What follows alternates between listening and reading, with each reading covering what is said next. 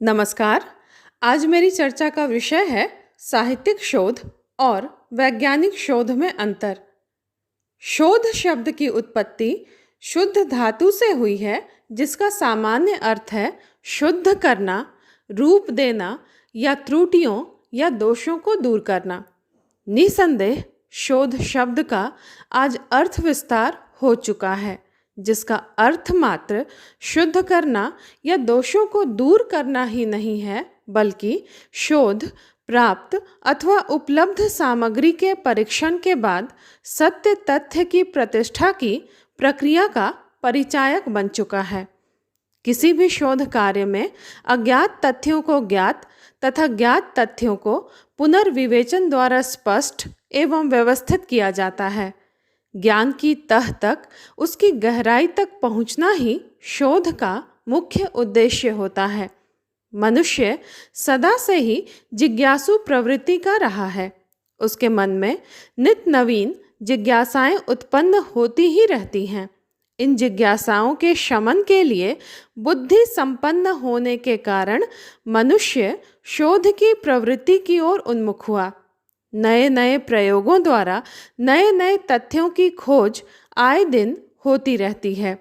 इन खोजों के परिणाम स्वरूप मानव जीवन अधिक सुखद, सुंदर और विराट बनता जा रहा है। खोज की इसी प्रवृत्ति ने आदि मानव को सुसंस्कृत मानव में तब्दील कर दिया है। शोध या अनुसंधान, जिसे अंग्रेजी में रिसर्च कहते हैं, का मूल कारण या प्रेरणा स्रोत है जिज्ञासा, जिसका परिणाम होता है ज्ञान की उपलब्धि या उपलब्ध ज्ञान में अभिवृद्धि। मनुष्य के इस उपलब्ध ज्ञान को हम मुख्यतः दो वर्गों में रख सकते हैं। पहला बुद्धिपरक या भौतिकी तथा दूसरा अनुभूति या भावपरक अर्थात मानविकी। प्रथम वर्ग अर्थात बुद्धिपरक या भौतिकी में वैज्ञानिक विषय आते हैं तथा दूसरे वर्ग में अनुभूतिपरक या मानविकी में साहित्य और कला आदि विषय समाविष्ट हैं। इसी आधार पर शोध को दो वर्गों में विभाजित किया गया है। पहला वैज्ञानिक शोध तथा दूसरा साहित्यिक शोध। वैज्ञानिक शोध और साहित्यिक शोध को जानने से पहले हमें यह जानने की ज़रूरत है कि विज्ञान और साहित्य क्या है अथवा इसकी परिभाषा क्या है। विज्ञान वह व्यवस्थित ज्ञान है जो विचार, अवलोकन, अध्ययन और प्रयोग से प्राप्त होता है तथा जो किसी अध्ययन के विषय की प्रकृति या सिद्धांतों को जानने के लिए प्रयत्नशील रहता है। आचार्य रामचंद्र शुक्ल ने कविता के संबंध में लिखा है, जिस प्रकार आत्मा की मुक्तावस्था ज्ञान दशा कहलाती है, उसी प्रकार हृदय की यह मुक्तावस्था रस दशा कहलाती है। हृदय की इसी मुक्ति की साधना के लिए मनुष्य की वाणी जो शब्द विधान करती आई है, उसे कविता कहते हैं। इस साधना को हम भाव योग कहते हैं और कर्म योग एवं ज्ञान योग का समकक्ष मानते हैं। उक्त दोनों कथनों से स्पष्ट है कि विज्ञान जहाँ बुद्धि, विवेक और तर्क से संचालित होता है, वहीं साहित्य का संबंध हृदय से होता है, जिसमें भाव, आनंद, अनुभूति तथा अंतः ज्ञान का प्राबल्य होता है। डॉक्टर शैल कुमारी ने साहित्यिक शोध को परिभाषित करते हुए लिखा है, अनुभूति संपन्न साहित्य से संबद्ध शोध अथवा अनुसंधान ही अपने वास्तविक अर्थ में साहित्यिक शोध है। शोधात्मक विषय के आधार पर यह अंतर्मुखी और बहिर्मुखी दोनों प्रकार का हो सकता है। अंतर्मुखी शोध में शोधार्थी की संपूर्ण वृत्ति किसी साहित्यिक रचना विशेष के तत्वों तक ही सीमित रहती है, यथा रूप तत्व, भाव तत्व या दार्शनिक तत्वों पर ही उसकी शोध दृष्टि केंद्रित रहती है। वहीं बहिर्मुखी शोध में शोधार्थी की शोध दृष्टि बाह्य शोध क्षेत्रों को भी अपनी सीमा में समाविष्ट कर लेती है। ऐतिहासिक, सामाजिक, समाज वैज्ञानिक, तुलनात्मक, प्रयोगात्मक आदि बहिर्मुखी शोध के ही परिचायक हैं। आज साहित्यिक शोध का भंडार दिन प्रतिदिन विभिन्न प्रकार के शोध कार्यों से आपूरित है। नित नए साहित्यिक मानदंड, नए लेखकों और उनकी साहित्यिक रचनाएं, नए विमर्श आदि शोध के क्षेत्र को विस्तार एवं व्यापकता प्रदान कर रहे हैं। कंप्यूटरीकरण ने भी शोध की सामग्री को शोधार्थी के अधिक समीप ला दिया है। साथ ही विचार चिंतन की नई शक्ति शोधार्थी को नए नए विषयों पर शोध कार्य करने की प्रेरणा प्रदान कर रही है। अब हम जानेंगे कि वैज्ञानिक शोध क्या है। वैज्ञानिक शोध में किसी समस्या को क्रमबद्ध और वस्तुनिष्ठ ढंग से सुलझाने का प्रयत्न किया जाता है। वैज्ञानिक शोध का निष्कर्ष हमें वैज्ञानिक आविष्कार के रूप में प्राप्त होता है, जिससे हमारा भौतिक जीवन समृद्ध होता है। वैज्ञानिक शोध सुनियोजित रूप में सुनिश्चित कार्य पद्धति के अनुसार विशिष्ट उद्देश्य की सिद्धि के लिए किया जाता है। छोटी सी कलम से लेकर अंतरिक्ष यान तक वैज्ञानिक शोध की ही उपलब्धि है। वैज्ञानिक शोध हमारी ज़रूरत है, जिस पर मानव जीवन का विकास निर्भर करता है।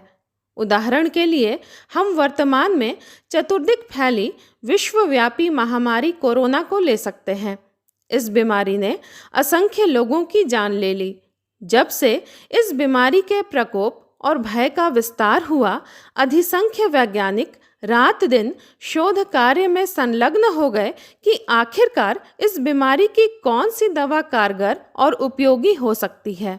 अंततः वैज्ञानिकों के अथक प्रयास को सफलता मिली और कोरोना से बचाव के लिए वैक्सीन का आविष्कार हुआ। यही वैक्सीन ही वैज्ञानिक शोध की उपलब्धि बनी। इसी प्रकार रोज नए नए प्रयोगों और शोध कार्यों से वैज्ञानिकों ने मानव जीवन को सुरक्षित और भय रहित बना दिया है। वैज्ञानिक आविष्कारों की प्रयोजनीयता और उपलब्धि हमारे भौतिक जीवन में स्पष्ट दिखलाई पड़ती है। विदित है कि मानव विकास के इतिहास के हर चरण में विज्ञान का महत्वपूर्ण योगदान रहा है। सूचनाओं और घटनाओं का तर्क संगत विश्लेषण तथा भविष्य के लिए सुसंगत निष्कर्ष ही वैज्ञानिक शोध का मूल ध्येय है। देखा जाए तो उक्त दोनों शोधों में ही सूक्ष्म सोद्देश्य निरीक्षण, परीक्षण, गंभीर विवेचन, ज्ञान विस्तार आदि की समानता होती है, फिर भी दोनों में पर्याप्त भेद है। इन दोनों के अंतर को निम्न रूप में देखा जा सकता है। पहला, वैज्ञानिक शोध में पदार्थगत या वस्तुगत शोध होता है, जबकि साहित्यिक शोध विचारगत होता है। दूसरा, वैज्ञानिक शोध वस्तुनिष्ठ एवं तर्क संगत होता है। इसमें परीक्षण एवं प्रयोग पर बल दिया जाता है। वहीं साहित्यिक शोध में सन्निहित अर्थ की खोज और व्याख्या पर ध्यान दिया जाता है। तीसरा, वैज्ञानिक शोध में केवल सूचनाओं और आंकड़ों का ही संग्रहण नहीं किया जाता, बल्कि उन्हें परीक्षण द्वारा परखा भी जाता है और एक निष्कर्ष तक पहुंचने का प्रयास किया जाता है। इसमें नियमों या सिद्धांतों पर बल दिया जाता है। वहीं साहित्यिक शोध में उपलब्ध सामग्रियों की व्याख्या होती है। साहित्यिक शोध भावात्मक स्तर पर ही अधिक होता है और इसमें साहित्य के मर्म तक पहुंचने की चेष्टा होती है। चौथा, वैज्ञानिक शोध का प्रत्यक्ष लौकिक उपयोग दृष्टिगत होता है। वहीं साहित्यिक शोध में लौकिक उपयोग दृष्टिगोचर तो नहीं होता, परंतु सौंदर्य मूलक तत्वों एवं जीवन मूल्यों का ज्ञान होता है। पांचवा, वैज्ञानिक शोध मुख्यतः प्रयोगशाला में संपन्न किया जाता है। वहीं साहित्यिक शोध पुस्तकालयों की मदद से ग्रंथों के अध्ययन, चिंतन, मनन एवं अनुशीलन से होता है। छठा, वैज्ञानिक शोध में धर्म, दर्शन एवं अलौकिकता का अभाव होता है। वहीं साहित्यिक शोध में वैसे शोध भी शामिल किए जा सकते हैं जिनका कोई भौतिक रूप तो नहीं होता, परंतु वे समाज में उपस्थित होते हैं, जिनमें मानव जीवन का धार्मिक, सांस्कृतिक एवं दर्शन पक्ष समाहित होता है। धर्म या संस्कृति क्या है, हम इसकी व्याख्या और विश्लेषण कर सकते हैं, किंतु उसका कोई भौतिक रूप हमें दिखलाई नहीं पड़ता है। मनुष्य किसी न किसी रूप में धर्म, दर्शन और संस्कृति से जुड़ा हुआ होता है और इनके प्रति जब उसके मन में जिज्ञासा उत्पन्न होती है तो वह साहित्यिक शोध की ओर प्रवृत्त होता है। 7वां, वैज्ञानिक शोध में नए तथ्यों के उद्घाटन में असफल होने पर भी उसके प्रयत्न या उपलब्धि को महत्वहीन नहीं माना जाता। निषेधात्मक होने पर भी उसकी देन ही होती है। वहीं साहित्यिक शोध में नए तथ्यों के उद्घाटन में असफल होने पर वह उपलब्धि महत्वहीन होकर रह जाती है। अक्सर साहित्यिक शोध को कम महत्व या महत्वहीन मानकर वैज्ञानिक शोध की तुलना में इसकी उपेक्षा भी की जाती है, जिसे वर्तमान जीवन के भौतिक दृष्टिकोण को देखते हुए स्वाभाविक माना जा सकता है। परंतु साथ में यह बात भी हमें समझनी होगी कि मानव संस्कृति का विकास मात्र भौतिक उन्नति पर ही आधारित नहीं है। भौतिक मूल्यों से अलग भी कुछ मूल्यों का विकास सांस्कृतिक विकास के लिए आवश्यक होता है।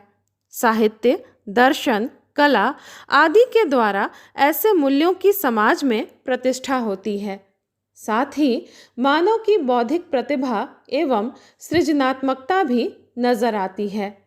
ठीक उसी प्रकार यदि भौतिक विकास की अवहेलना की जाए तो मानव ज्ञान विज्ञान के क्षेत्र में पिछड़कर कभी भी विकास के पथ पर अग्रसर नहीं हो सकता।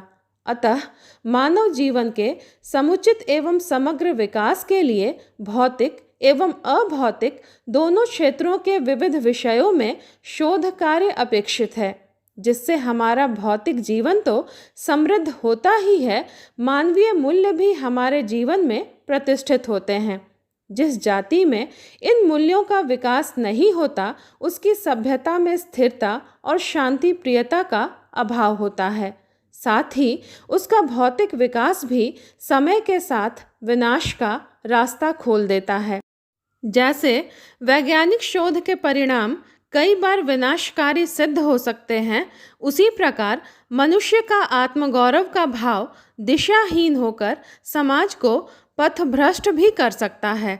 अतः सभी शोधों के लोक कल्याणकारी उपयोग के लिए मानवीय मूल्यों के संरक्षण की ओर भी ध्यान केंद्रित करना आवश्यक है।